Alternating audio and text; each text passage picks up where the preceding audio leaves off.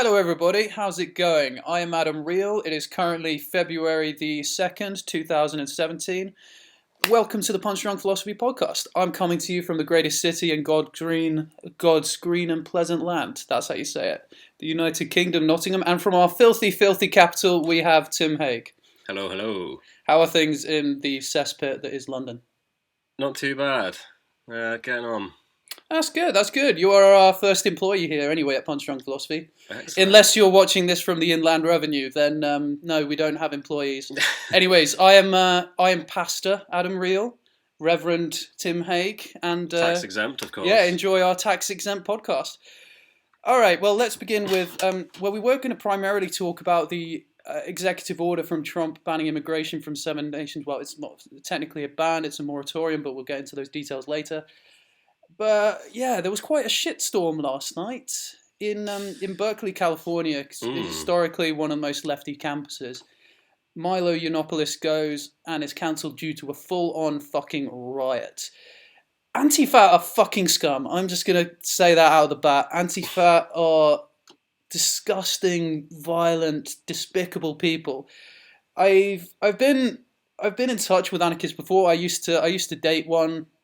I went to the book fair last year. I spoke with a bunch of anarchists. A lot of these people, they're just individuals who really get off on fighting with police. They get off on street conflict. They like to hide their faces like the little pussies they are, and they like to gang up on women, small men, anything, and yeah, beat them senseless. People were getting beaten with fucking shovels last night. Woman was like beaten with poles. Woman was pepper sprayed. They're fucking cowards. And the idea that people can call this a protest is ridiculous. Like, any other time, if you take a firework and you throw it at a policeman, you're a fucking criminal. All of a sudden, you have a cause and you're among a group of people, then suddenly it's a legitimate act of political protest. No, it's not a legitimate act of political protest. This was anarchists coming from... a lot of them I don't think were particularly students. I think a lot of them were students, a lot of them were enabled and encouraged by student organizations, but most of them look like instigator anarchists from generally around California. But they were tolerated by a public-funded university. Fuck Berkeley. Fuck all their actions in this. In California, you can see consistent actions like this against conservative right-wing libertarian speakers. Fucking Ben Shapiro was banned from DePaul University. Police in general, security in general, they have a policy of standing down and just allowing these protests to happen when its right-wing speakers are concerned. It is fucking ridiculous. Something different about this time, though. I watched all of this last year with Milo Yiannopoulos, with Ben Shapiro. Also, Ben Shapiro, a small guy in a yarmulke, getting called a white supremacist Nazi by some fucking gimp. Like, are you fucking serious? They come out with their posters and they put the most insane, illogical slurs on there. They call them white supremacists, they call them Nazi. They try and demonize in every single way they can to justify the violence against them. So they're way past the point of logic. They're way past the point of discourse, because there are legitimate things you can criticize a lot of these speakers on. If they really wanted to get some actual criticism going, they would focus on something. For someone like Shapiro, his stance on transgenderism, for example, that you could have an actual discourse about, and actually get some points on him, if that makes any sense, rather than come up with all these insane, untrue slurs and reacting violently. They just want to beat up people. That's simple as. They're scum, they're violent, they're fucking cowards, they're little pussy bitches who want to beat up on people who can't defend themselves. That's why they mob. If you face them one-on-one, they would run like hell. They're little pussies. So the thing that I find interesting is the fact that not only do they have to have themselves masked, but quite a lot of the videos show them trying to shut down people filming them. Being very, very, very violent about being held accountable. But these are the same people that want sort of police accountability and police body cameras, and yet when the tables are turned on them, somehow it's not okay for them to be held accountable when they're being violent and unruly. Oh, no, precisely. And I love video footage of that kind of stuff. It shows exactly what happened. There's no messy witness testimony or anything. It's just, oh, look, that's what's happened. You're going to prison.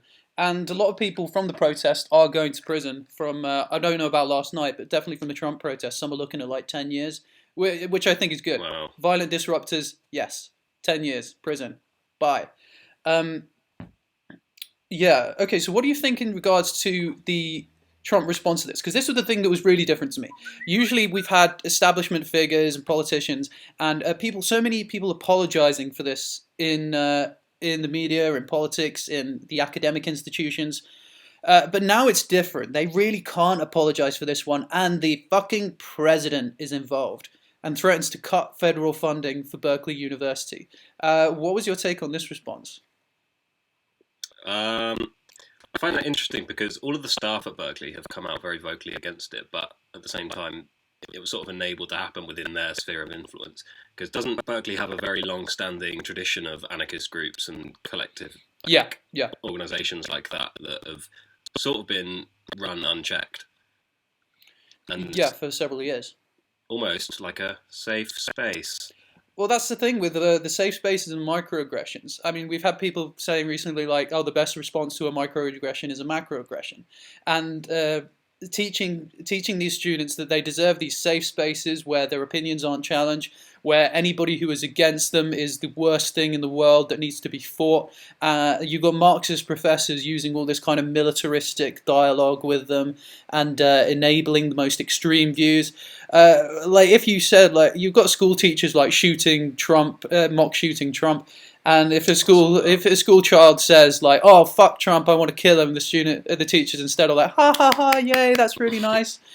And teaching students as well that microaggressions are so important and worthy of something aggressive.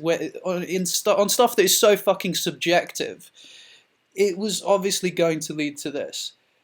In response to like Trump's action on this, I love that. Don't protect federal rights. You don't get federal funding. The university has a duty to protect intellectual discourse. It has a duty to protect students from and allow them to assemble in their groups and engage in political discourse. If this was any other kind of like political minority, like let's say this was happening to Jehovah's Witnesses, for example, suddenly everybody hates Jehovah's Witnesses, and they were banned from assembly, they're banned from speaking, and people get violently attacked going to their meetings. This would be a national outrage. Conservatism and libertarianism are very legitimate political stances, and in fact, in the United States right now, you have a president and the two chambers of the legislature, all Republicans, all conservatives. It is the majority political view. Yet it's being fucking persecuted in universities. It doesn't make sense to me.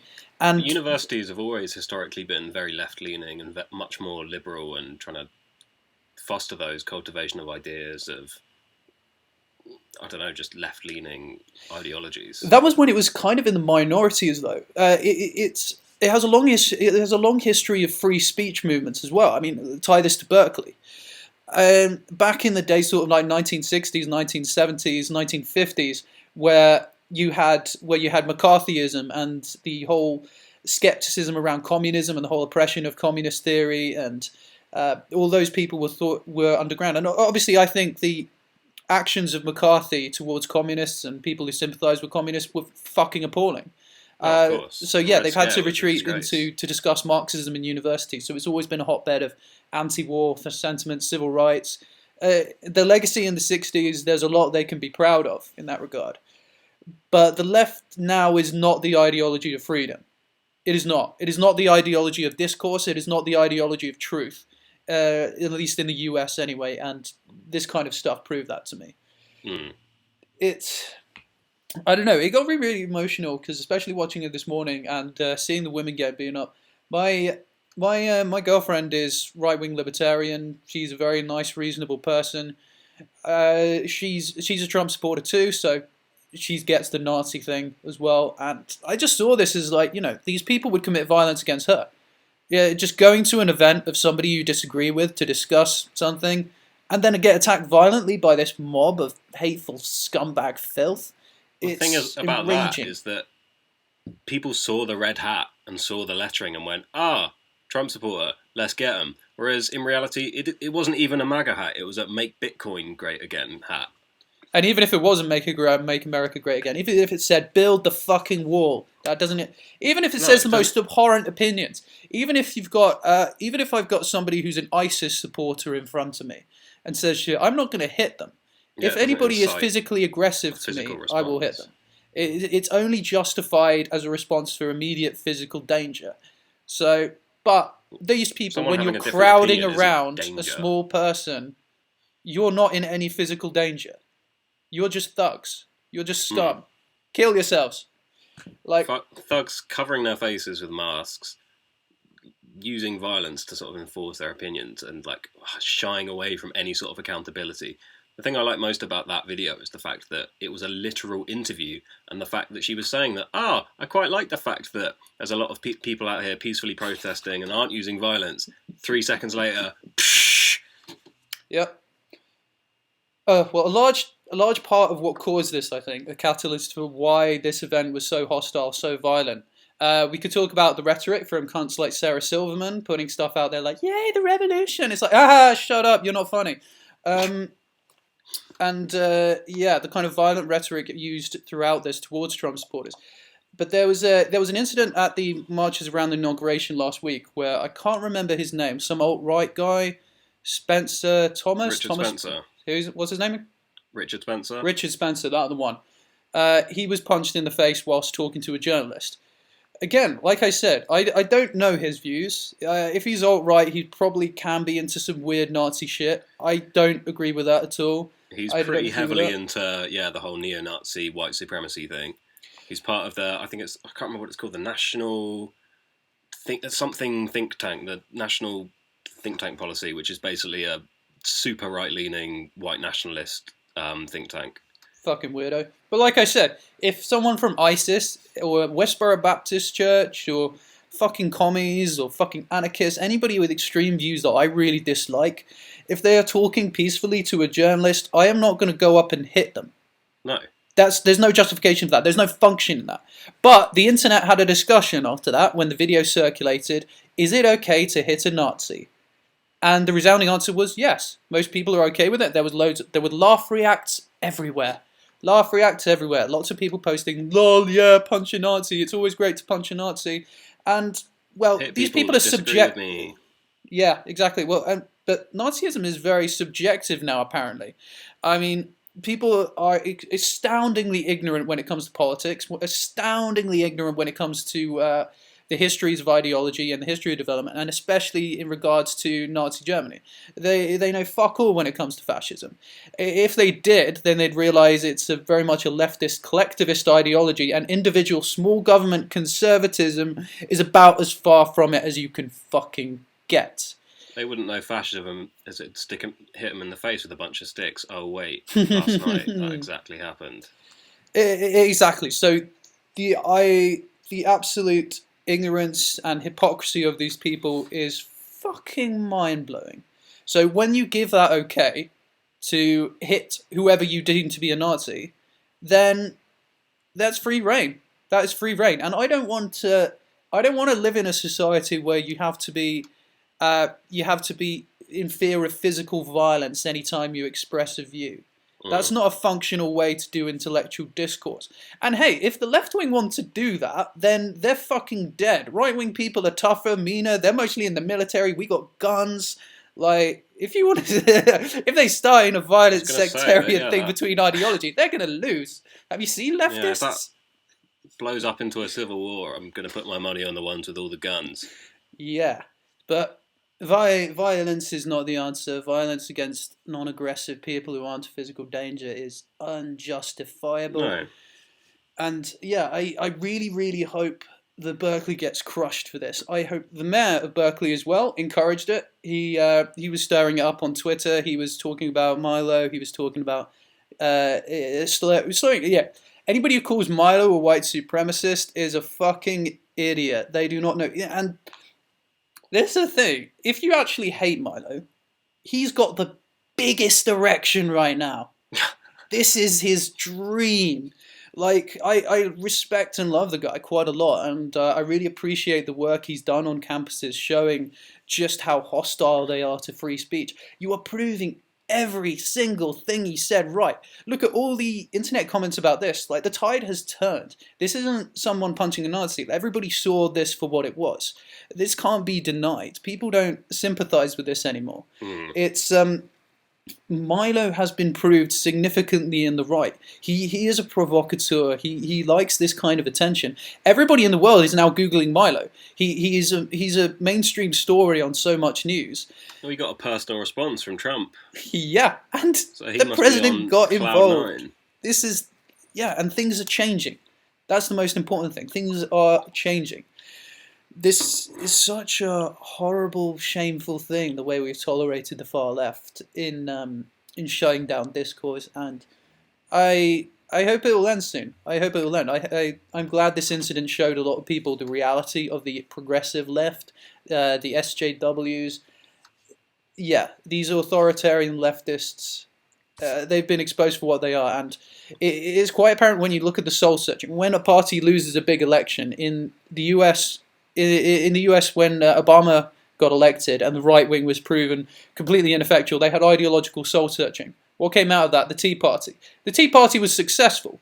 They formulated their own candidates. They targeted people in the primaries they didn't believe to be proper Republicans, and they really pushed a conversation on conservative values in the Republican Party. A lot of them were fucking mental. They really were. Yeah, Sarah Palin, the one who was a witch. A lot of them were really, really, really bizarre. But the fact is, it provoked a series of ideological soul searching. Yeah, and opened that conversation. Yeah, and the way they went about it was quite successful. How do you think of how the left are reacting to their biggest ideological defeat? Crying and whining and but having a bit of a tantrum. They're not. See, this would be the perfect time for the Democrats to really unite themselves and put forward a true progressive candidate, not one that just panders and is part of the establishment, but someone that could actually be pragmatic about this. This is their time to sort of bring themselves together and pick up the pieces and fight back harder. But instead, they just sort of caught their pants down, doing nothing. Look at what's going on in the UK with the Labour Party. Jeremy Corbyn is just doing fuck all to we've got an unelected leader who's lording it over the country with no real democratic mandate other than the fact that she got asked to do it, and the left are just not capitalising on this at all. They're just sitting there twiddling their thumbs, unable to stop themselves from attacking each other's throats.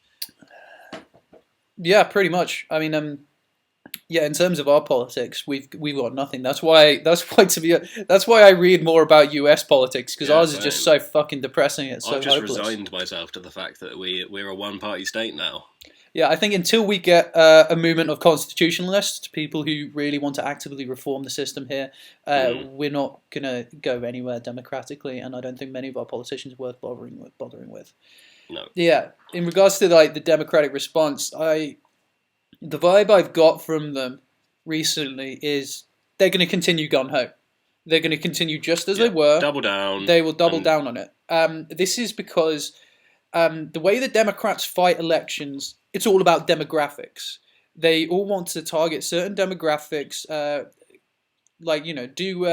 do research and development on that, and try and tailor policies that sound the nicest to specific communities that will help them win areas for elections. What they're banking on is the younger vote to be a lot higher come round. They're banking on the Hispanic vote to be higher, and they're banking on a lot of leftist media constantly attacking Trump and presenting everything he does as horrible, dangerous, yada yada yada. This is the reign of fascism. You can get rid of it in 2 years during the midterms. You can vote in a Democrat House, and then you can get a new president, yada yada yada. I think it's bullshit, because they need to fight this one on ideas, and they've lost the battleground on ideas. They don't have the monopoly on minorities anymore. Shifted too far. Oh, 100%. It's they are pretty fucking clueless. And okay, we can get into the executive order now, because I think there are several valid criticisms to be made of the Trump administration. I mean, I've made it public. I'm quite a fan of Donald Trump. I'm very, very happy he was elected. I'm very, very happy the US has gone towards the right wing in their federal government. But yeah, there are some obvious criticisms to be made. I mean, have you got anything else to say on Berkeley and the Democrats, or do you want to move on to the executive order? I'm happy to move on. Cool, yeah. All right, let's get into it. Okay, the big news of the week, the executive order from Donald Trump. It's a moratorium on. It's not the hashtag Muslim ban. It's not a ban, and it's not. Well, hang on. Didn't Trump literally say the words? Okay, yes. I will not deny that the origin of it was Trump coming out and saying that when he first announced it. He said, ban on all Muslim immigration for this thing," which is fucking stupid. Let's just face that. That is completely unrealistic. It was. I don't know if it was intentional. But he has the best words. I don't know if it was intentional because that was the best way to get the most attention and provoke, which was very, very helpful in the primaries, or if it was just. Yeah, but as of it now, okay, let's explain the policy first. It bars citizens of 7 nations from entering the US. These nations are Libya, Sudan, Somalia, Yemen, Iraq, Iran, and Syria.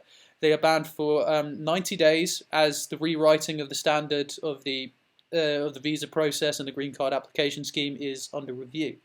Refugee admissions are suspended for 120 days with case-by-case exceptions. It's reduced the number of refugees allowed into the US over 2017 to 50,000 in total, and suspends the entry of all Syrian refugees indefinitely. Okay, what part of this do you want to go into first? Ooh, where to begin? Right, the obvious one to me, why the fuck is Saudi Arabia not on that list? Okay, well, we could go into the emissions. Yeah, I mean, the thing that really annoyed me about this in the draft of the executive order is it mentions 9/11 quite early. And if you're going to use 9/11 as your rationale, then at least make the policy relevant to it. For the record, nobody in any of these countries has attacked the US in a terrorist attack, and obviously, like the 9/11 attack is from Saudi Arabia. The reason, the main glaring emissions on this: Saudi Arabia, Turkey, Afghanistan, and Pakistan, where a lot of ISIS fighters have come through Europe in regards to Turkey and UAE as well. Saudi Arabia has a lot of violent Wahhabism, and Afghanistan, Pakistan. Yeah, we know how many terrorists have come from there. The reasoning behind this, as I come to believe, is that these countries have relatively stable government bureaucracies at the moment. They're not currently active conflict zones, and they're technically US allies. So there can be a dialogue at least between the State Department and these countries fairly efficiently when it comes to vetting. So they have like people there that they can communicate with that are viable and functional. These countries: Libya, Sudan, Somalia, Yemen, Iraq, Iran, and Syria. Their current conflict zones, they're currently experiencing a hell of a lot of sectarian violence, and they are a hotbed for a lot of violent extremism currently. It's a very, very difficult situation because obviously there's a lot of displaced people here. There's a lot of persecuted minorities, which are also given preference in this legislation, and yeah, the 90 days thing I think is fairly sensible because that's a reasonable amount of time to rewrite the system, to get the State Department up and running in updated with the new kind of vetting procedures and have a review of it independently. I think that's an efficient amount of time. What was so fucking stupid though about this, like I said, I'm a Trump supporter, but I'm going to criticize this quite a bit. The big bad thing about the rollout was it was just issued as an executive order without proper consultation or forewarning of the relevant authorities. So all the airports had no idea what to do. All the State Department, the current Department of Homeland Security, they were all kind of clueless and improvising. So you had so many people who had green cards, who had visas on the day, who were held up at airports, who were trapped around there, and that's just really, really, really, really dumb. Like, why would you do that? There's no benefit to it, and it's just horrible press. Like, you know that the press around this is going to be horrible, so why would you encourage that? I don't understand. It's just the fact that it was applied as a blanket policy with no real nuance or no ways around it. There was, think about North Korea, in fact. Like, I used to work for an organisation that rehomes North Korean refugees in the US. Now they can't do that because there's just no nuance involved, because it was just acted as this blanket rule that applies to everyone regardless of circumstance, and then retroactively try and deal with it on a case-by-case basis rather than actually thinking it through and providing that nuance in the legislation itself. But no, it seems like he wanted to make a big statement more than he wanted actual efficiency. Yeah, that's precisely it there, really. I mean, it's quite weird with this legislation because it seems quite banal and mediocre and kind of narrow when it comes to like the countries it's talking about, and also very too wide and far-reaching when it comes to how many people it applies to within these circumstances. I think a lot of the premises is sensible. I think it's good. With something that's an active conflict zone with a lot of people who are associated with ISIS and organizations that want to do a lot of harm to the US. I think it's very sensible controlling illegal immigration for those purposes, for the purposes of terrorism and crime. You have to be on top of that. I think this is smart in some ways, as in giving periods for review for how the State Department conducts itself when it comes to vetting people coming from active conflict zones. But trying to rush it out the door does nobody any favors. Yeah. It was just dumb. There was much better ways to do this. It was dumb. You know that they realised that they fucked up because Steve Bannon is now blaming Stephen Miller. Quite a lot. It seems he's trying to throw him under the bus. Like, Stephen Miller's obviously the subordinate in this situation. Like, nobody who reads that can die. And Bannon is a Bannonist. Anybody knows that. Fuck Bannon. He wants to keep himself from any kind of like bad press like that. But I do wonder, because I don't think there was okay, a couple of things in terms of like the history of these kind of policies. The Libya, Sudan, Somalia, Yemen, Iraq, Iran, and Syria were decided because of a policy that Obama was circulating and Obama approved of. These Wasn't were security that around on review. in the Bush senior days, though? No, that was there was another updated one around 2015. The 2011 one, it was just an Iraq ban by it was a temporary Iraq travel restriction of about 6 months by Obama and Hillary Clinton.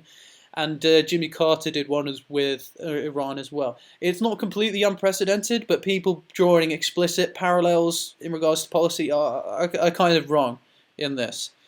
But yeah, okay. In regards to the left's reaction to this is why I really, really, really annoyed at the left, because they're not doing their part in terms of discourse. I enjoy opposition. I'm right-wing, but I enjoy fact-based left-wing criticism, because that's what keeps people honest. Proper journalism, proper investigation, that keeps people honest, that keeps people based on the facts, which is how the only fucking way we move forward as humans. The left on this was so hysterical, using the terms Muslim ban, and which Rudy Giuliani didn't help with, by the way, you stupid, stupid man. He's quite literally senile, though. He needs to just fuck off and go to a care home or something, because he has no business being in public anymore. But that was, like, how can you talk to the media and then literally just give them the smoking gun that they want? It was poor, but the left is so hysterical about this, and if you get like they're protesting Uber, for fuck's sake, because the taxi drivers union went on strike around there, and then Uber turned off their surcharge pricing for it to not profit. Like, poor Uber. Oh, like, man, I've seen so many ridiculous tweets being like, Uber are Nazis, fuck Uber, boycott Uber, just for this one simple act. It's like, Jesus Christ. Yeah, like, and hey, if they had their surcharge pricing, they'd be described as capitalizing off a tragedy anyway. So yeah, exactly. But yeah, the reaction to this was so hysterical, and you just have these. If you're protesting at the airport, like, why? I mean, it's not the fucking airport's problem. It's not people who are trying to get to their flight's problem. And I'm annoyed at people who say, like, when you shit on protesters, it's perfectly fine. I don't care what the fuck you are protesting for, what you are demonstrating about. If you are stopping me from getting a flight, I instantly hate you. I instantly hate your cause. Man. Flights I want you to get the fuck out of my way. Yeah. Some jumped up activist getting in your face. Jesus. Yeah, we had that in Nottingham with BLM cunts like blocking the tram lines, and then after they're like, "Oh, you care about getting to work more than you care about our cause." It was like, yes, I do. Like, fuck you. Next question. I am vegan. I view that as one of the most important causes I fight for. I'm not gonna like disrupt people. I'm not going to go out and actively piss people off. Turn people against you by aggravating them. You're not doing yourself any favors. I don't like the idea that all press is good press, because in certain circumstances like this, it's fucking not. Oh, 100%. And people do know that protest is the least effective way of affecting change, right? It's really, really, really ineffectual. People, like, they've got such narcissistic views about their BLM rallies, about their Occupy rallies, about all sorts of crap. We had the student protests here back in 2010. The Iraq War protest, 2003. 2003. Changed nothing. No. Changed nothing. 2003, the Stop the War Coalition. I think that was the biggest protest and assembly of people ever in history to protest a particular policy. Did nothing. And when you protest, because you're only representing one arm of the political life, you're just the one that cares enough to go out on the street and make a hassle of it. You're literally doing nothing. It doesn't affect any kind of like policy. It's even if people change their mind, like people who already thought that way were going to think that way anyway. If you're violent, people are going to hate you and be less inclined to think like you. Mm-hmm. And in the end, the government don't want to legitimize protest as a way of affecting policy. So if you go out and protest, the government are not going to listen to you, because that gives a route like, hey, okay, that protest changed policy, so let's do another protest. They want to discourage it as much as possible. Congratulate you for exercising your opinion and then send you on your merry way. Exactly. It's it is moronic. These people are so delusional on the American left right now. It's their politics is based on narrative, which doesn't surprise me, because all these people get their worldview from Netflix. They get their view from TV shows. When you can tell it when they talk about social issues and all sorts of that. They reference fucking Netflix. They reference like fiction, and obviously that's a realm where storytelling instead of facts and data are the forte. You get that with all these weird protests like Shia LaBeouf, like, he will not divide us. What they view in their head is like they provide some gesture and then people whimsically look at their gesture and globally surround. They all just whimsically get together in this like incredible showing. Do you know what I find funny about the Shia situation? Yeah.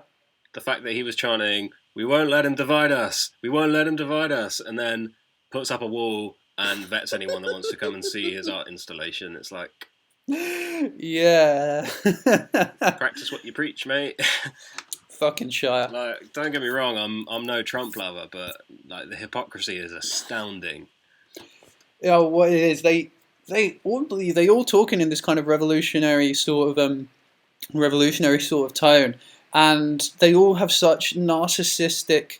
Oh yeah, did you see recently we need to punch more people in the face, talking that, and like cheers from Hollywood, and I'm now thinking back to it, I think that was a direct reference to the Spencer dude getting punched, and more riots. And Shia punched that dude in the face who was obviously a troll. It was like Hitler did nothing wrong, which obviously is a dumb thing to yell into a camera, but it's not like it's some core belief of his. He's quite clearly just doing it to wind him up, and it fucking worked. Yeah. I mean, that I'd find something different. If you're out actively winding someone up and they hit you, then a bit of shame on you there.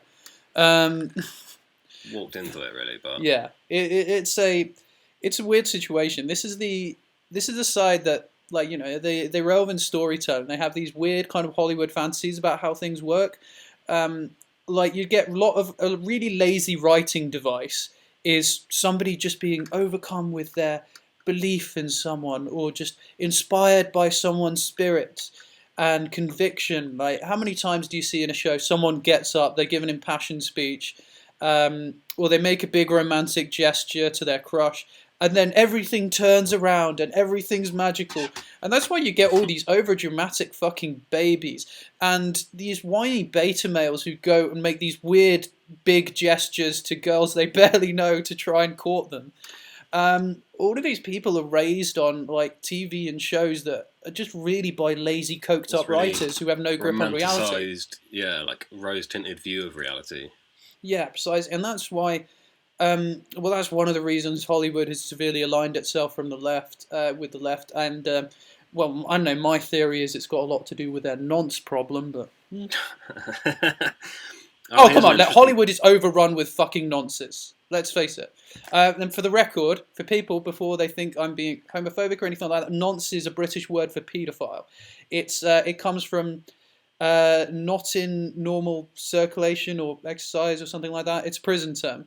I can't remember what it stands for, but it's something about like not on, not on normal central something. As in, like, they were the prisoners that were kept from the general population, so that's where nonce comes from. But Hollywood has a major problem with paedophiles. Let's not deny Jeffrey that. Epstein is serial abuser. Like, Elijah Wood has come out so many times about it. Well, I say so many once, but the fact that it's so widespread and is just sort of swept under the rug. And multiple horror stories. Yeah, there was that whole thing a couple years ago. I might have been debunked. Where there was this like whistleblower forum where people thought Robert Downey Jr. was on there, sort of exposing these stories about like sex rings in Hollywood and sexual abuse, especially with what's his face? One of the Big Shot producers, can't remember. Harvey Winkler, something like that. Harvey Weinstein, who abused Hayden Panettiere and stuff like that. I don't know if it was debunked or not because it was. I don't know. I thought the lead sort of dried up, but he was posting information that people sort of clued up and did their research into it that they realised that only really Robert Downey Jr. could have known. And he's interestingly like quite hardcore Republican. That is interesting. I will look more into this because I don't know the facts. I kind of briefly heard of it. Yeah, it was a couple of years ago I read about it, and I read it something recently in the past couple of months, but that said something about a hoax. I don't know, but yeah, more investigation required. Yeah, obviously, as with all of this. I hope Pizzagate is being very adequately investigated, and for people who are instantly dismissive of this, you're so fucking ignorant of human history. Look how, like, the Labour Party here, one of the main political parties, set up offices for the paedophile information exchange here, as recently as, like, the 70s and the 80s. Prime ministers have covered for paedophiles all the way through the 80s, 90s, and a lot of this stuff, Thatcher did, Major did, a lot of these, it's been systemic in so many institutions for so long. And I think humans in general, we're really going to have to come to terms with how common fucking nonces are and the way they've organised and how to destroy them. So if you're completely dismissing the fact that the Podesta emails had some very fucking dodgy stuff in them, read them for yourself. Like, that's what I'd say about anyone. Read this for yourself. Understand the coding. Understand the connections made. Understand the documented dates of where these people were and what time, and understand the history behind a lot of people they associated with, especially like Jeffrey Epstein and whoever that guy was who was Speaker of the House as well. I don't buy into any of the occult stuff surrounding Pizzagate. I think drawing the Satanism links is a bit of a stretch, and I think it is a stretch, but I don't know. There are some weird fucking people who make some weird kind of clubs. A lot of people in power, they would want to create these kind of cliques, like these cabals, and they would have a lot of bonding exercises about them. This is why paedophilia is very useful as like a mutual interest in among these people, because it's something that you'd never want exposed. Like, you are loyal to these people to death. Almost like if they know this stuff about you. Yeah, exactly. That's why it's a big network that it needs to come down all at once. With the occult stuff, you've seen the footage of Bohemian Grove where they got in there, and these creepy fucking men doing these weird little rituals and getting almost to fucking orgasm, like standing there. It's odd. Like you can't make presumptions. I think a lot of people who get too into conspiracy theories, they write too much of the narrative themselves. What you need to examine is the facts and draw loose connections with appreciation of the alternative explanations. That's what you have to do. You can't have a few facts and then instantly craft this big grand narrative about space lizards or whatever. Who was that dude who went on like a mainstream news program who basically did like a 5-minute like expose on Pizzagate, who was like asking some questions? Can't remember his name, but I looked into it recently. I need to. Well, yesterday he was scrubbed from the internet. Yeah, I saw that, and his Wikipedia article has suddenly become. I don't know if it was this way before, but I've heard that it's changed recently. That it's labeling him as a conspiracy theorist, all sorts of discrediting stuff. So, shit, I feel really bad that I don't remember his name right now. Yeah, should I Google it? I'm not going to come up with it on my own. I can't remember. Where's my phone? Because I've got the video. Oh, fuck it. Yeah, everybody, look up. Do your own research anyway. If there's any points anybody listening is confused on, just give a Google. We are just two guys on the internet, so do your own research. The thing that twigs me about Pizzagate is the fact that there's so much kickback against it. I've never seen just a theory with so much vitriol directed against it. Oh yeah, not even like 9/11 conspiracies were this oppressed and fought after. Right, as soon as it came out, there was a whole thing about #fake news.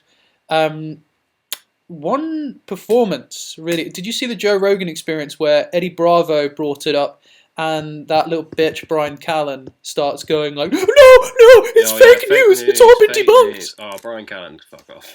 Yeah, he comes from oil as well, like big money.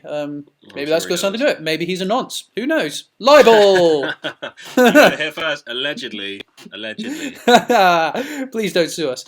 But yeah, he was passionately against it. Like instantly, he was on attack, using every buzzword. Oh, that was a fake news article. No, it was not a fake news article.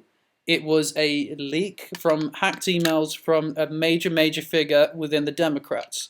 Vetted by WikiLeaks of all people. It's who have 100% authentication rate when it comes to publishing articles. There's no doubt that the emails are legit. They're not denying that the emails are legit. They're just trying to encourage people never to read them.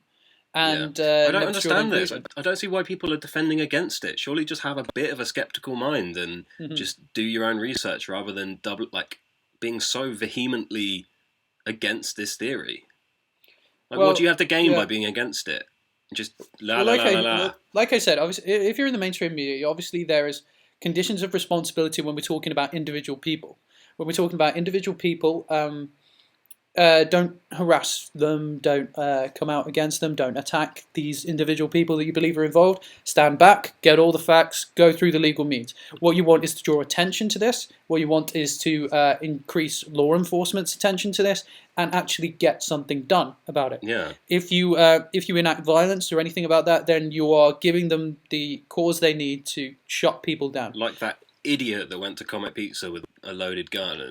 Fuck's sake. That was moronic. That was but yeah, so many channels who I remember the Reality Calls Pizzagate channel. Have you seen that?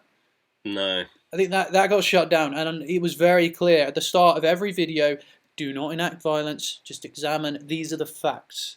These are the facts. Draw your own conclusions. It was a very impassionate presentation of facts. Yet the Pizzagate Reddit subreddit got shut down.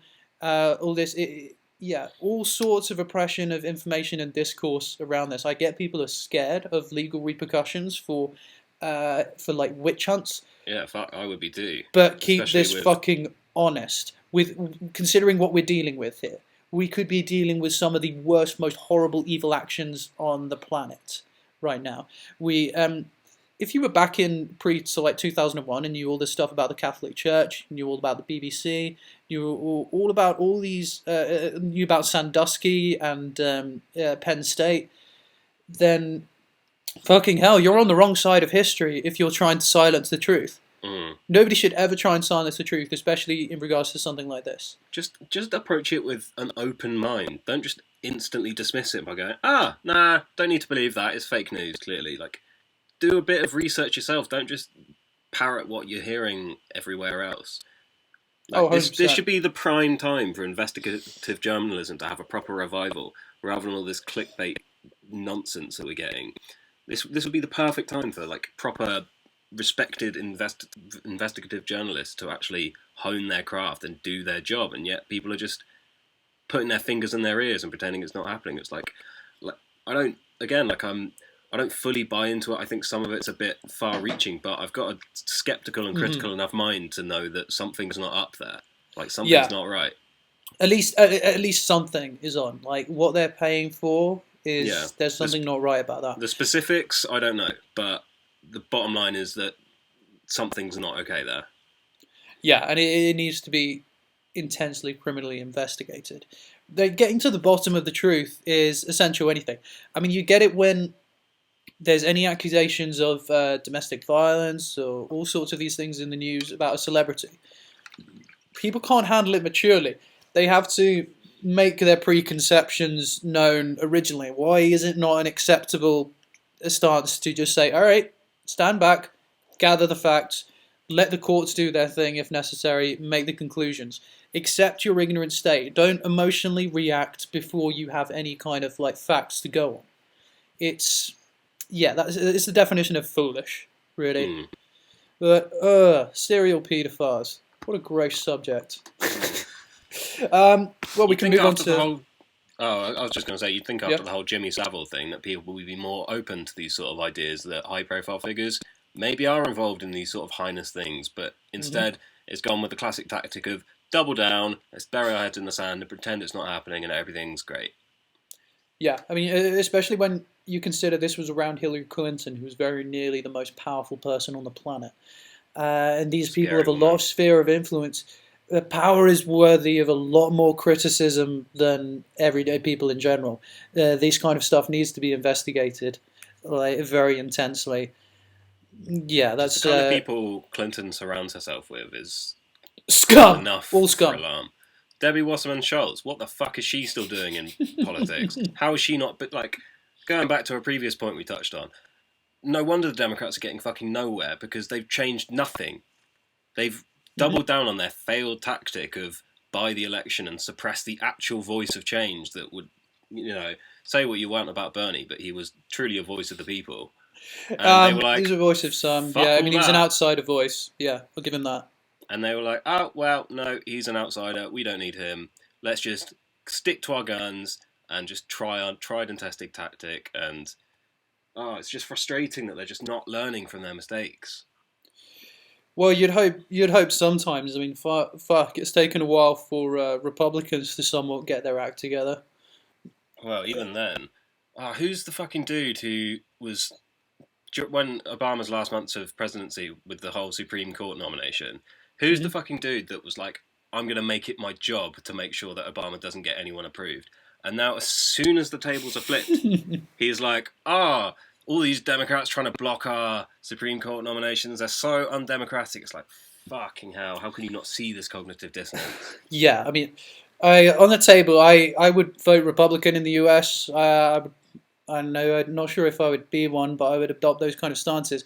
But there is a lot of points on this where the right-wing media needs to stay honest.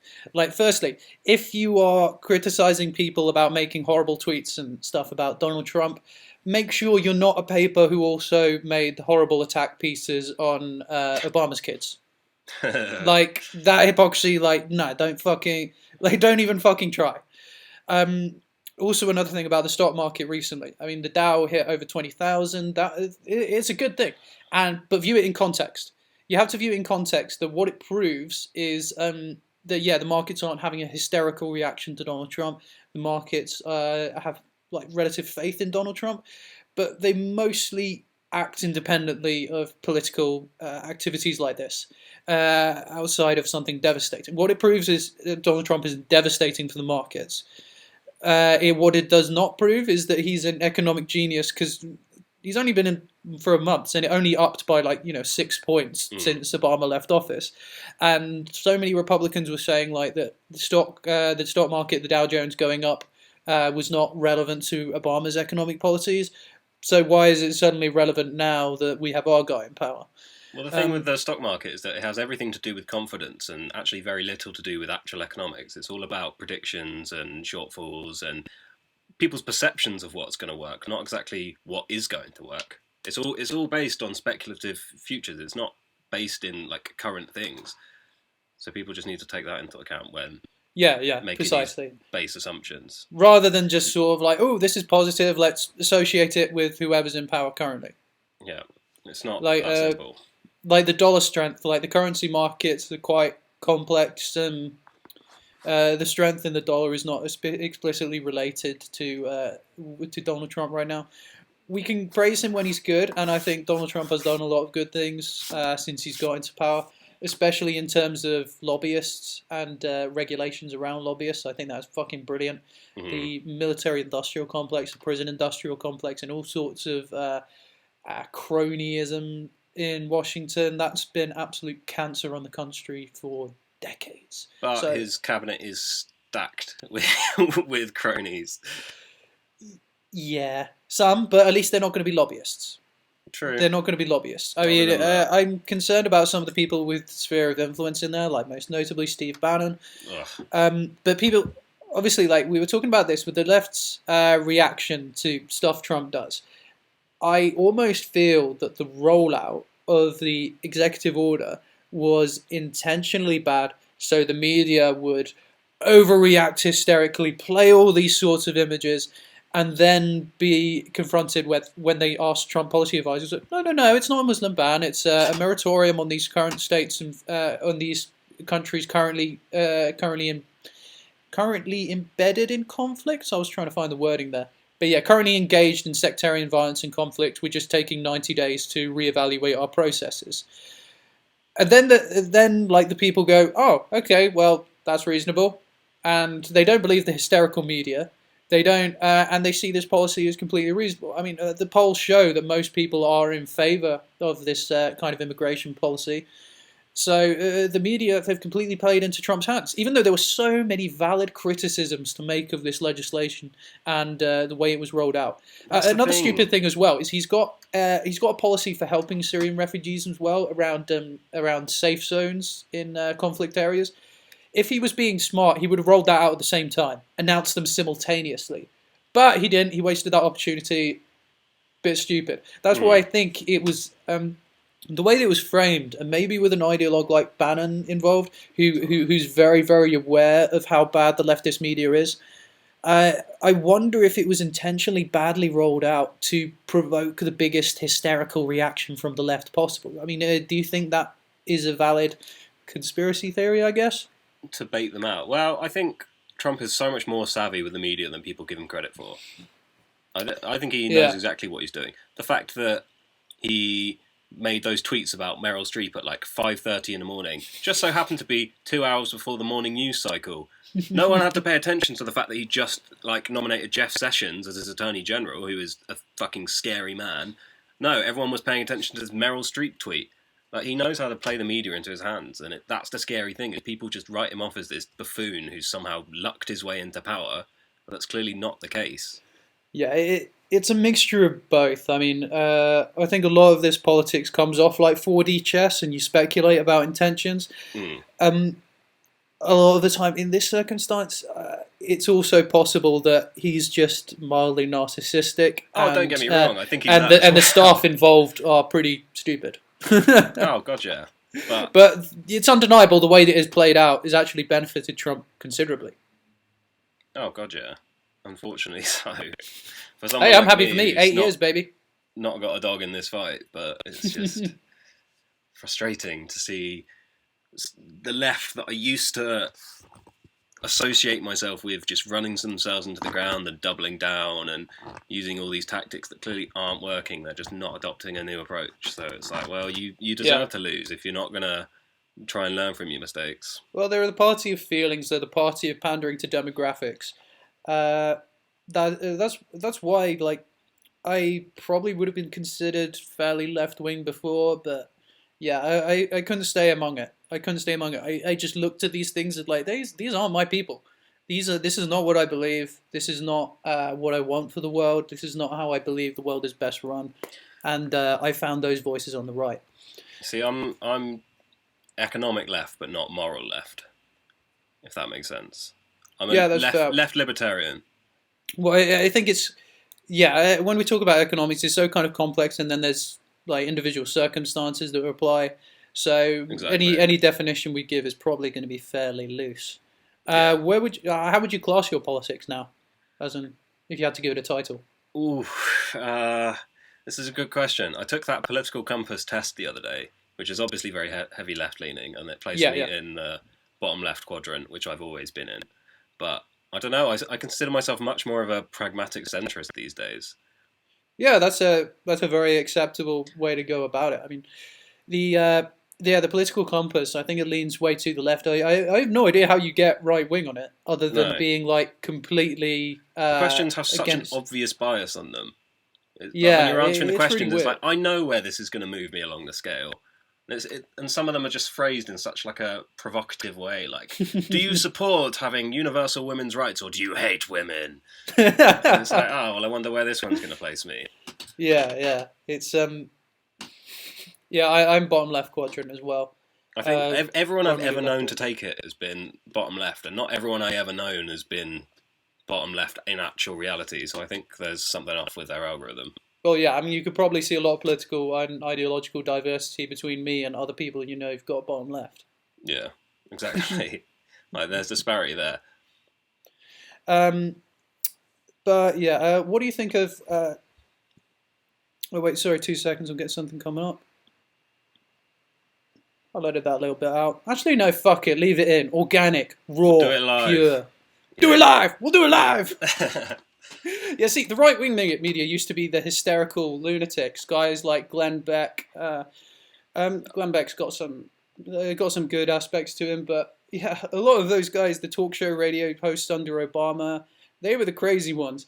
And the leftist media now are the ideological successors of them, like deluded twats like Fox News is still scum. I like Tucker Carlson. I like Tucker Carlson quite a bit. It's a varied organisation with questionable morals on a lot of issues. Well, they're affiliated with Murdoch, which is a no in my book. Yeah, it's complex, but a lot of the right wing media have got very, very smart. You've got guys like Ben Shapiro on there. You've got guys like Steven Crowder. A lot of very, very fact-based, pragmatic individuals, and Dinesh D'Souza.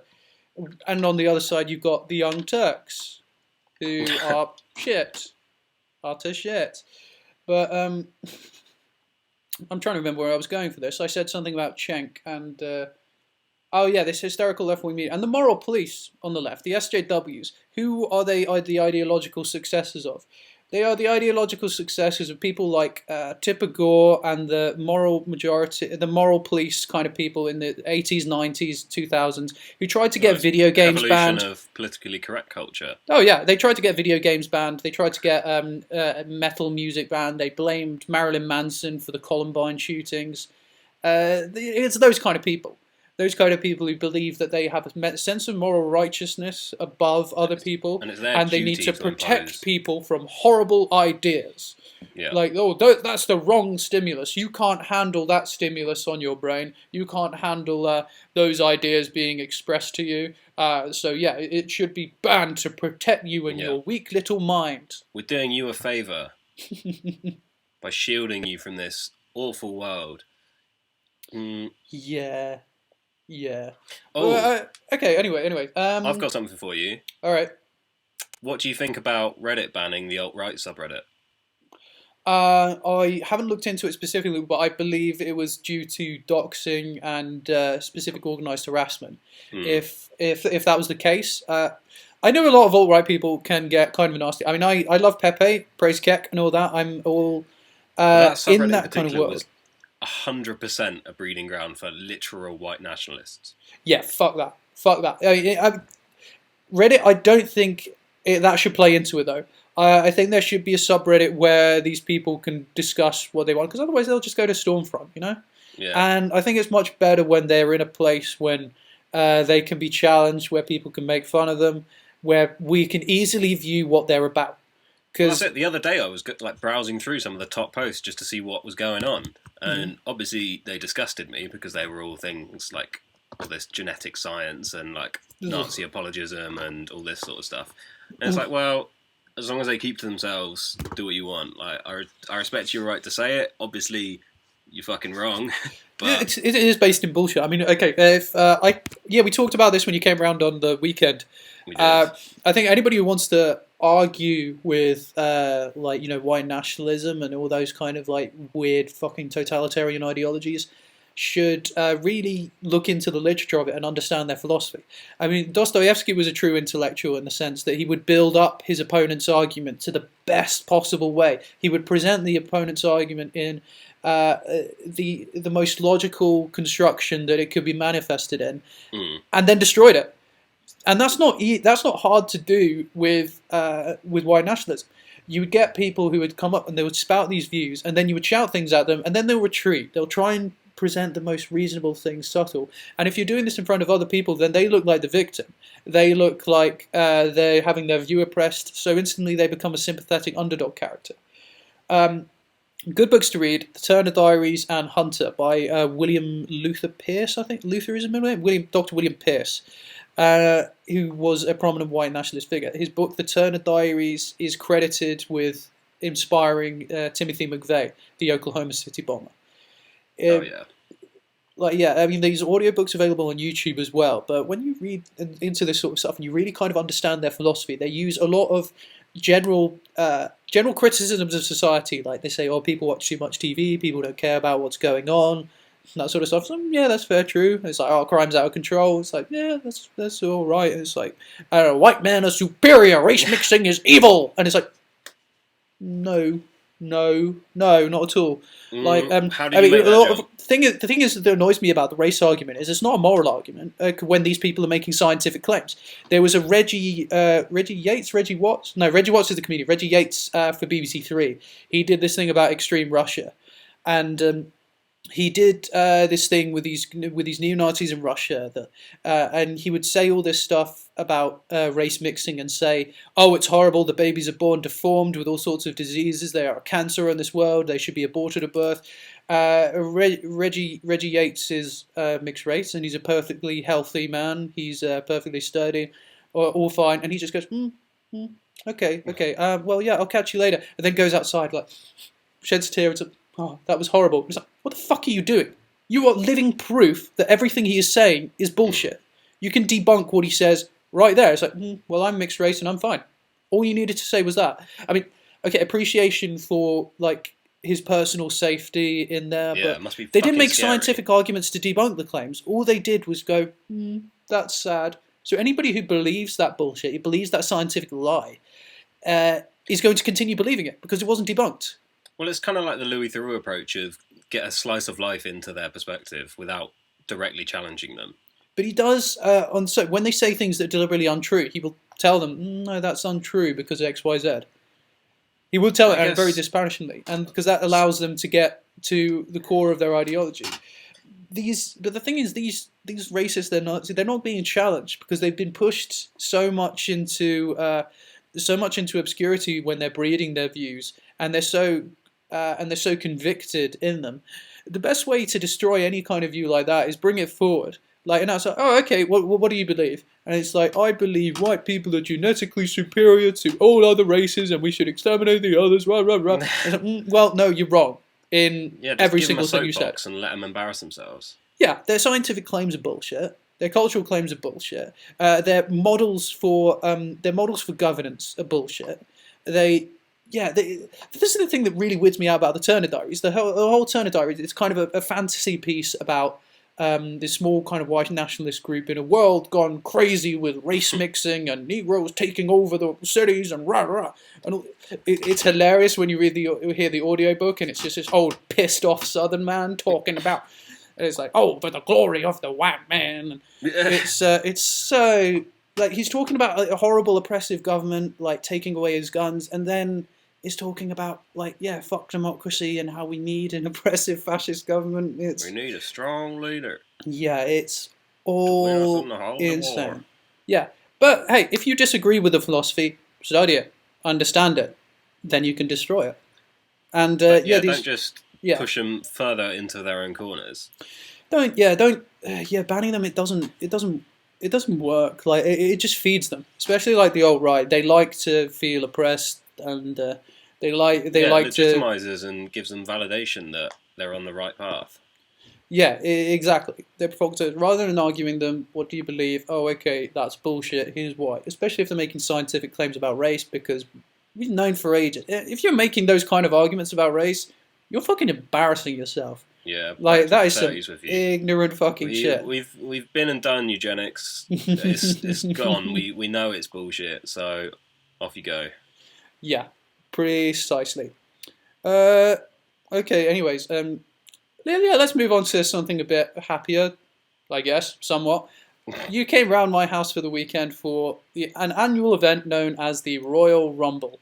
You've you've not watched. I mean, I'm a bit of a nerd about it. I mean, I've been into it for I guess a year, so that's all it takes for me to get super nerdy about something. But this was the first experience for you. What did you think of it? It was quite a spectacle. Having recently got into like MMA and UFC and like that sort of thing, it was very different. Very different. I was expecting there to be a bit of crossover, but it seems so much more theatrical, so much more about the like narratives, and almost like when I was watching it, the thing that caused me to buy into it, because I'm usually like I've just got this perception of wrestling in my mind that it's fake, they all know what they're doing, it's pretending, and everyone's just buying into it, and that's fine, but I've never personally been able to buy into it.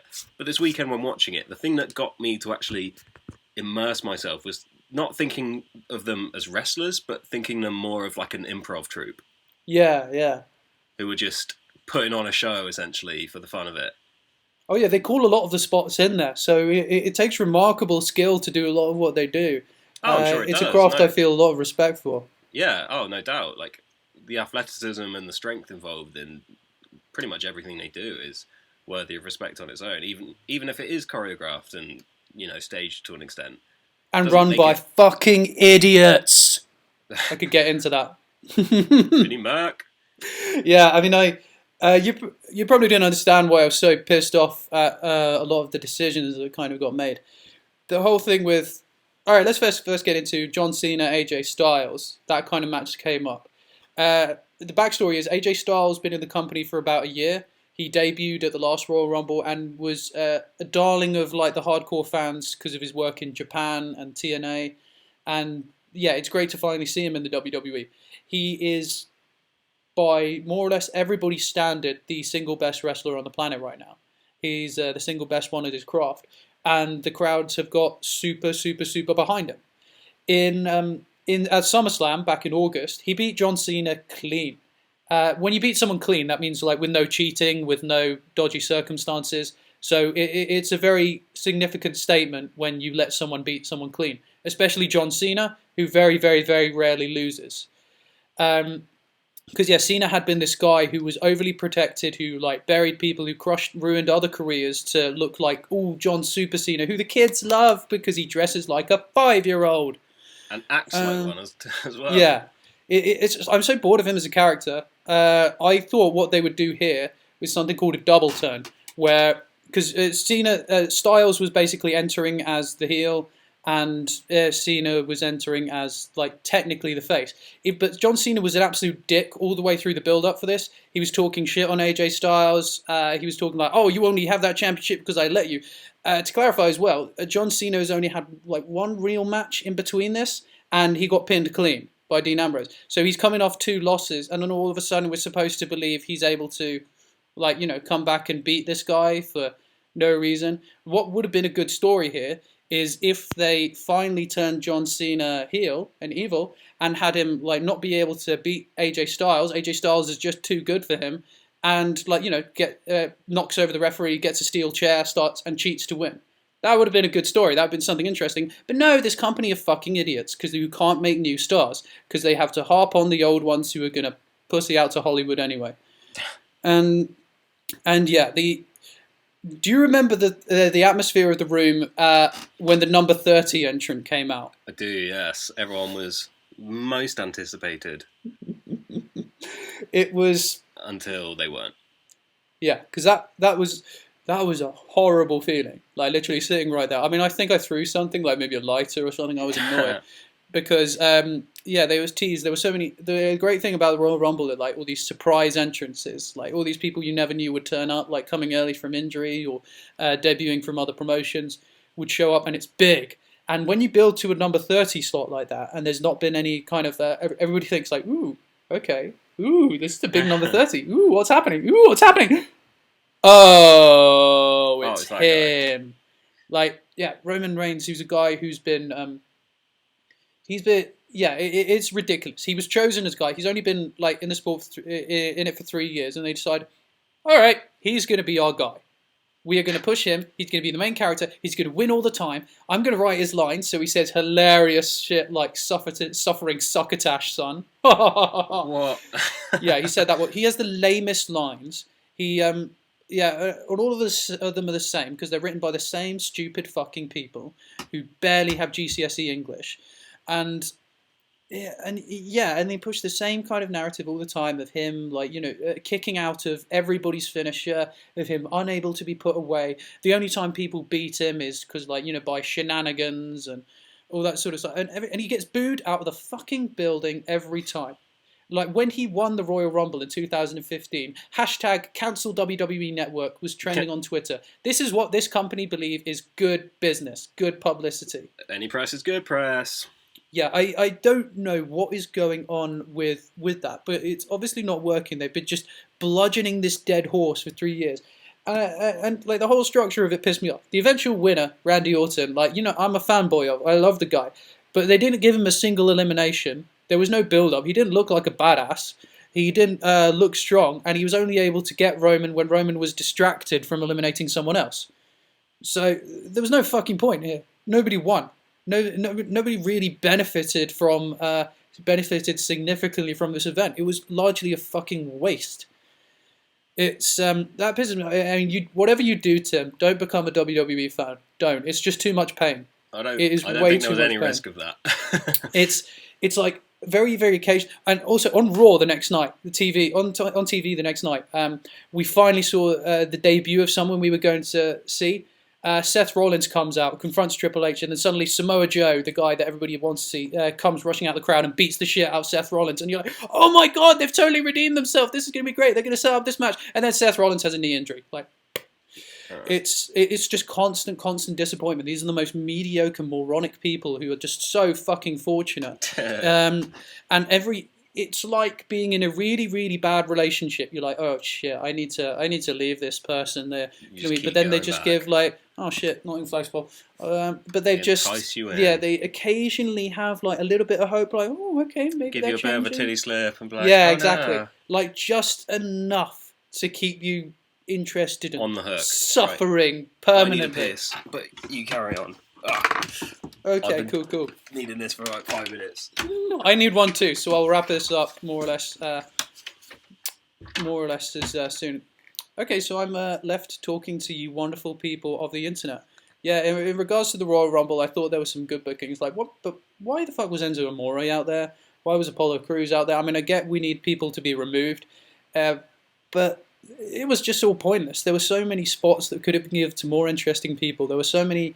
There was a long period of just these mid-carders with nobody you'd really want to root for in there because it's not going to happen. It's not that possible.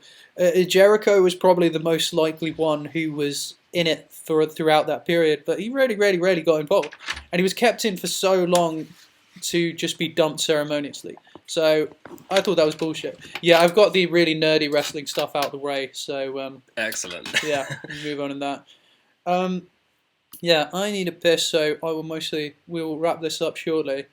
But atomic bombs. We had a conversation about this recently. We did. I watched I spent several hours watching nuclear atomic bomb footage. It's kind of fascinating. I mean, obviously, there's a whole world politics, sort of like terrifying apocalypse, incineration of the entire human race, sort of aspect to it. But as a chemical reaction, I don't know, it's quite a spectacle and beautiful to watch. Have you seen that photo taken a millisecond after the detonation of an atom bomb? Ooh, no. What is that? Let me see if I can find it. We'll put it on camera. If how do we do? Oh, screen share. Sure, yeah. If you do a screen share, that will come up on your thing. Let me just find it. I can't remember what it's just so beautiful looking. It just all this power of destruction in the space of like a millisecond. Yeah, and the Tsar bomb as well. That it gives off this crazy pattern, and oh yeah, the Tsar bomb, the most elaborate and destructive device ever built. But don't worry, it's never going to be used in a war because it's impossible to transport. It's too big, so you can't transport or dump it anywhere, and anywhere that does would get shot down quite quickly.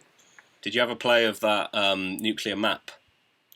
Oh yeah, the video. Everything since no, not the video. The little map thing where you can map out the blast radius of all these different megatons and all sorts. Ooh, shit! No, I haven't. Oh, I think I sent it. Right, here we go. Can you see? I will check that out. Can you see that? Are you screen sharing? There we go. Oh, here we go. Oh, wow. That's a second afterwards. Let me see if I can find... That is not what I expected. Just this almost nearly perfect sphere that's just been disfigured. All from just splitting an atom. Like yeah, it looks like an organism, like bacteria. Yeah, like a living thing, like splitting cells almost. I mean, that's kind of what's happening, but in a very different way. Yeah, fuck. And yeah, the mushroom cloud in general, just how it comes to form, and I don't know, there's something aesthetically I found very interesting on it. If it wasn't so tarred with this destructive brush, it would be almost beautiful. Yeah. I mean, I think it's something we've got to appreciate. I mean, I think you've got to appreciate the sincerity of what these weapons mean, as in literally the annihilation of every human being on the planet. Wow, yeah. I mean, I wrote my dissertation on the use of nuclear weapons by North Korea. Yeah. I don't think I think the likelihood. I think we've had a lot of soul searching where it comes to it, and a lot of organisations who do take this very seriously. Nuclear war is at all possible in this day and age. Yeah. Well, what's the place I think in Nevada or something like that? It was in the Professor Jordan Peterson lecture of Maps and Meaning when he's talking about a nuclear test facility he went to. It was a nuclear launch facility, especially during the Cold War. Where nuclear missiles were stored and where they would be fired from if they.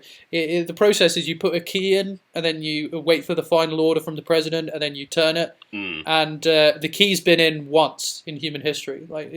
I assume during the Cuban Missile Crisis, but yeah, considering how close we got to nuclear annihilation, we need to be pretty fucking appreciative. I know, it's crazy. Well, I know. What do you think of the theory of mutually assured destruction, though? Has that been a great thing for humanity? Because you've got the United States and Russia. If they engaged in a ground war, that would have been devastating. And the 21st century, the 20th century, the first half, and before that was littered with like powers just going after each other. When you'd have an empire, they would endlessly be suspicious of each other, and their diplomacy would fall over, and they would go to war. Or one would have the economy collapse slightly, and then one would see advantage and then take it. I don't know. I feel like if nuclear weapons didn't take that place, then something else would have, like mass chemical or mass biological warfare. I think that's a niche that isn't unique to nuclear weapons. I think it's just purely based weapons on of mass destruction, then. Let's call it that. WMDs. I don't know. I lend credence to the theory that in the Cold War, nuclear weapons are the only reason it wasn't a hot war. But in this day and age, when we've moved away from state conventional warfare and more to sub-state actors and non-conventional warfare, I think it's becoming less and less prevalent because nations are so economically intertwined nowadays that it would be economic and just societal suicide to ever want to go to nuclear war with anyone. Yeah, 100%. What I find really quite funny is the people that are still anxious that China's going to launch the bombs at any minute, and they're just going to launch a sneak attack on the US, and they're going to take over. It's like, what the fuck? Why? Like, what do they have to gain from that? They don't give a shit. China's just off doing their own thing. Yeah, they just want to trade and dominate the currency market. Like, they want to make money, and they're doing build a society. Pretty good job at it. Yeah. Yeah, they don't. I mean, it's kind of a narcissism as well. Like, we all believe we're headed for destruction. That every generation believes it's the last, and it is quite interesting. I mean, one thing that always stands out for me that I always think is a surprising fact when it comes to human history, especially that era of development, is there's only been one time ever in the entirety of humanity that two democracies have declared war on each other. Do you know what it is? I did this in uni and I can't remember what it is. Yeah, it's the United Kingdom and Finland. When the Soviet Union joined the Second World War, they were at war with Finland, so we declared war on them. That's the only time two democracies have ever declared war on each other, and there was actually no fighting. So it tells you a lot about how with the development of those societies and democratic societies and stable and international organizations that arguably have gone a bit too far in this modern day and era, that's a debate another time, have led to a much... there's not any fights between superpowers anymore. No, well, that's getting into sort of international relations theory, where you've got you realists who think that everyone's constantly gearing up for war and everyone's super paranoid, and that the drop of a hat, everyone's just going to start tearing each other's throats out and they need to protect themselves. And then you've got the liberalism viewpoint, which is that be best friends, everyone work together, which seems to be what's happened almost. Obviously, it's not quite as black and white as that. There's much more nuance to it, and sub-state actors have come to play a much larger role in global politics than ever before. But one of the central tenets of liberalism is that democracies don't go to war with democracies, and other than the whole Finland thing, that seems to have held true. Because, well, I get this sort of goes into the territory where you're redefining warfare, like conventional warfare in the sense of World War One, World War Two, and like huge land armies and conventional logistics like that. That's not going to happen anymore. The game has changed. That's not how wars are fought anymore. Yeah, 100%. And I think in the future, especially going into this almost cyberpunk dystopian world, more and more wars are going to be like fought behind computer screens than ever before. And I think a lot of when we go into that era, it's just mostly in people's best interests to negotiate, to not go to war at all. If you read a lot of kind of like game theory maths, you can understand how a lot of this would play out. Yeah. A good parallel I like to draw is something like the a general tenet of something like capitalism is competition drives up standards, but a mutual agreement not to compete in a certain area can be mutually beneficial for all parties concerned. When the tobacco companies were banned from advertising, they saw record profits because they only advertised ever and spent that budget to remain competitive with other tobacco companies. So when none of them had that resource, they all saved that massive budget and their customer base stayed around the same. So yeah, I mean it's the kind of thing like that with international relations.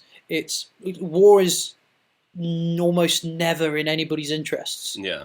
It's it's an appalling thing. It's an ugly thing. It should only ever be an option in extreme circumstances.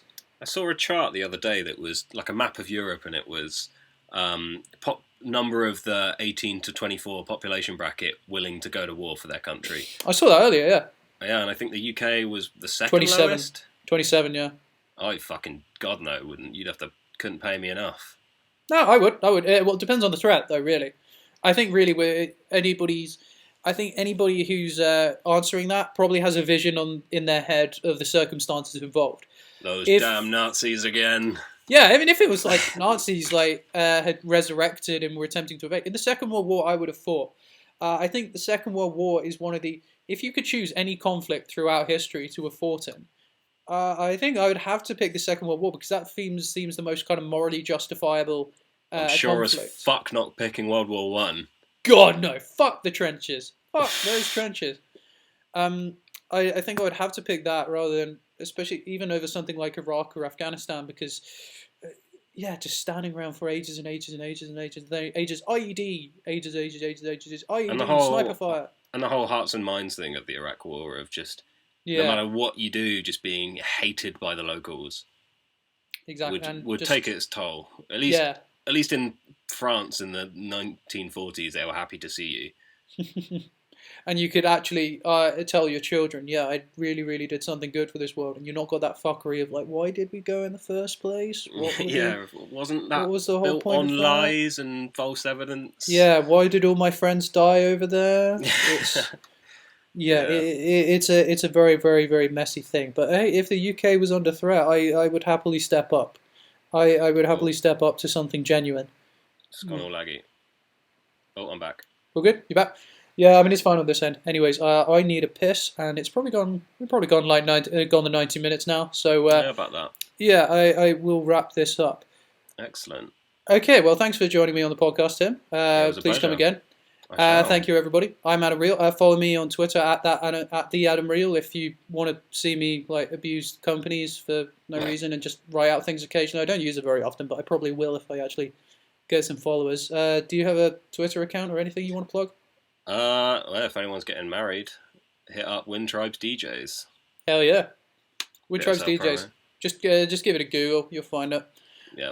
Then you get Tim's phone number, and then you can. Then you can call him and you hear his voice. Call me at 4 a.m, whispering sweet nothings into my ear and anything you fancy. Exactly. All right, peace out, everybody. This has been the Punch Drunk Philosophy Podcast, and do your own research because we're just some guys on the internet.